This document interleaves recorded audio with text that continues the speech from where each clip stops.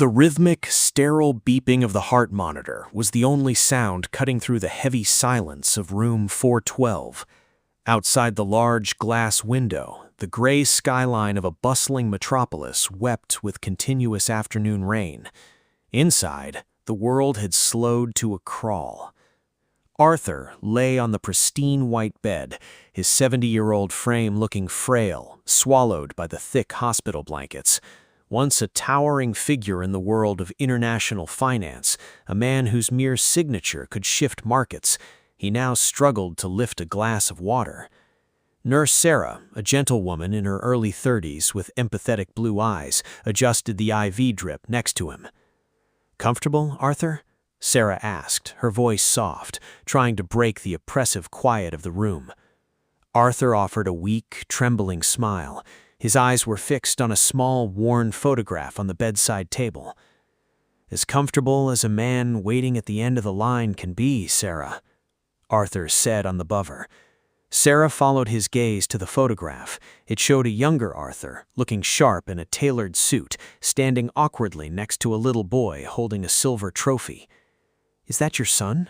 Arthur asked, pulling up a chair beside the bed. "You've been staring at that picture all morning." Arthur nodded slowly, a deep sadness pooling in his eyes. "Elias. That was his middle school debate championship. He won first place." Arthur swallowed hard, his voice barely a whisper. "I missed the actual debate. I only arrived in time for the photograph. I had a conference call with Tokyo that I thought I couldn't miss." "You were providing for him, Arthur. Parents do what they have to do," Sarah offered gently. "No," Arthur corrected, a sudden firmness in his weak voice. "I was providing for my ego. I convinced myself that the money, the status, the inheritance, that was what mattered. I built an empire for him, Sarah, but I forgot to build a father." Before Sarah could reply, the heavy wooden door of the private suite swung open. In stepped Elias. Now in his mid-40s, Elias was the spitting image of his father's younger self. He wore an immaculate charcoal suit, an expensive briefcase gripped in one hand, and a smartphone pressed tightly to his ear. "Yes, tell the board I'll review the merger documents by tonight. No, Richard, do not authorize the transfer without my signature. I have to go." Elias ended the call, slipping the phone into his breast pocket. He stood at the foot of the bed, the air between father and son thick with decades of unspoken grievances. "Elias," Arthur breathed, his eyes lighting up despite his physical pain. "You came." Elias replied, his tone clipped, devoid of warmth. He checked his luxury wristwatch. "The doctors called, Arthur. They said it was a matter of days, maybe hours. I had my assistant clear my afternoon schedule." Sarah stood up, sensing the heavy tension. "I'll give you two some privacy. Press the call button if you need anything, Arthur." She gave Elias a polite nod, which he barely acknowledged, and slipped out of the room, closing the door softly behind her. Arthur patted the empty space on the mattress beside him. "Sit down, please. Let me look at you." Elias didn't move. He remained rigid at the foot of the bed. "I don't have much time, Dad. The European markets open soon, and this merger is at a critical stage. What is it you wanted to say?" Arthur's hand slowly retreated from the mattress, falling limply to his side.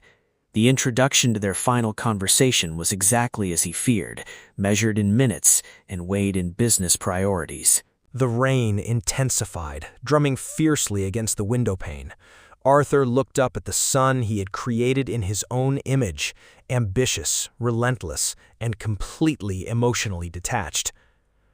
"I wanted to ask you a question, Elias," Arthur began, his chest rising and falling with labored breaths. "What is the most important thing in the world?"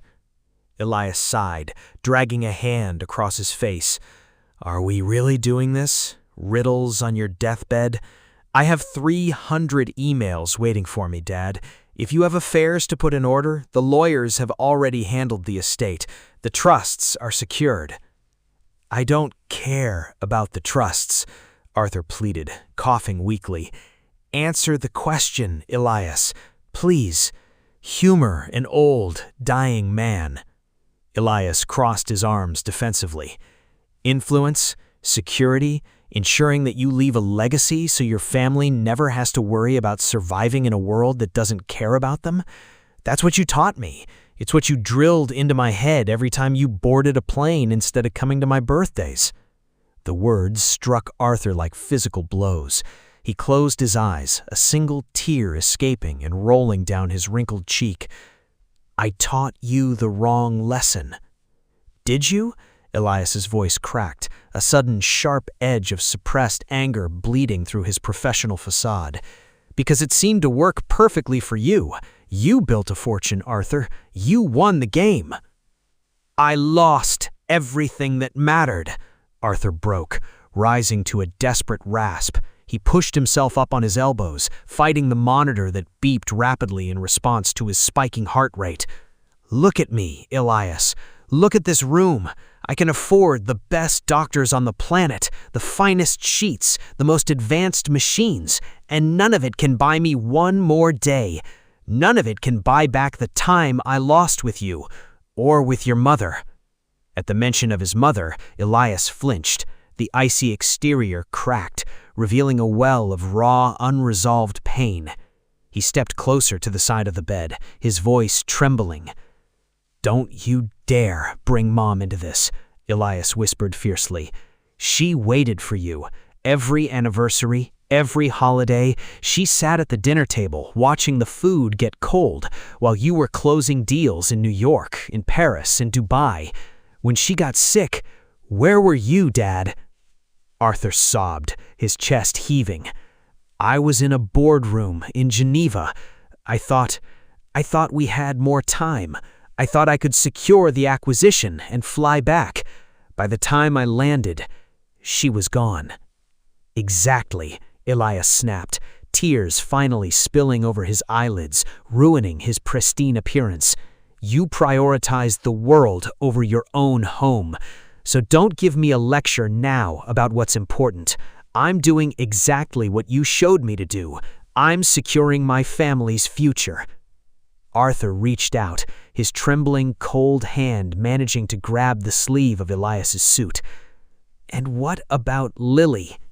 Elias froze, his 10-year-old daughter. What about her? Elias asked defensively. When was the last time you took her to the park? When was the last time you sat with her, without looking at that phone in your pocket, without your mind being 1,000 miles away in some office? Elias opened his mouth to speak, but no words came. He looked away, staring blankly at the rain hitting the glass.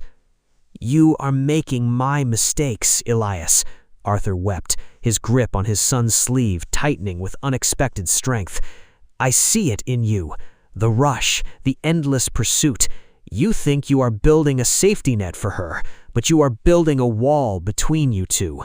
One day, you will wake up in a bed just like this one, and the only thing you will beg the universe for is just 5 more minutes to hold her hand. But the universe doesn't take bribes, Elias. Your money won't buy it. Suddenly, the harsh ringing of a cell phone shattered the fragile emotional atmosphere. It was Elias's phone. Elias instinctively reached into his pocket, pulling the device out. The screen flashed. Richard. Urgent. Merger.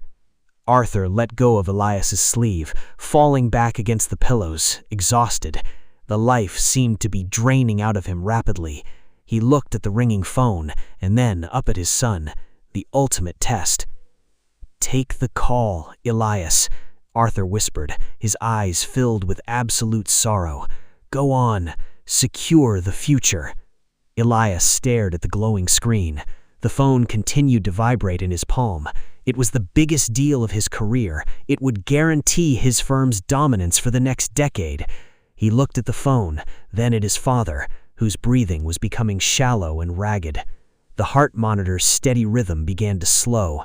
The spaces between the beeps grew longer. Elias's thumb hovered over the green accept button.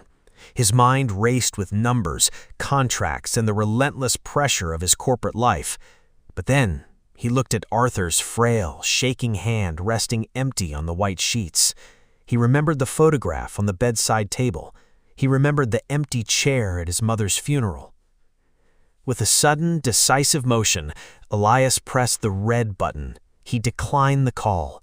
Then, he reached over and pressed the power button, holding it down until the screen went completely black. He tossed the dead phone onto the sofa across the room. Arthur watched him, a glimmer of shock and profound relief washing over his pale face. Elias took off his suit jacket, tossing it aside. He pulled the chair Sarah had vacated closer to the bed and sat down.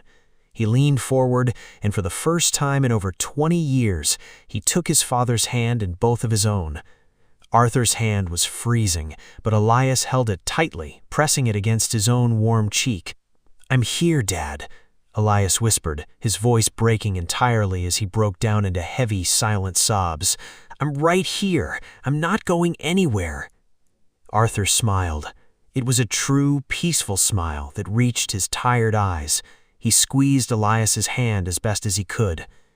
"You asked me a question," Elias cried softly, looking into his father's eyes.